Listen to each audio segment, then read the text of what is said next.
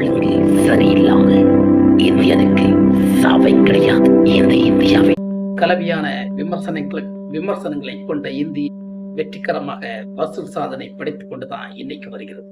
அப்படித்தான் இருக்கிறது, வசூல் சாதனை படைத்துக் கொண்டிருக்கிறது இந்தியன். இந்த இந்தியன் டூவை பற்றி என்னவெல்லாம் சொன்னாங்க, அத்தனை பேர்கள் வாயை மூடிக்கொண்டது இந்தியன் டூல என்ன குறை இருக்குங்க? படத்தை அந்த அளவுக்கு ரசிச்சு பார்க்க வேண்டிய சூழ்நிலை இருக்கிறது. அதை மறந்துட்டு இப்போது விமர்சன ரீதியாக இப்பொரு மக்கள் செய்திகளை கேட்கிறீர்களா, காதை பொத்திக் கொண்டு இருக்கிறீர்களா என்று தெரியவில்லை.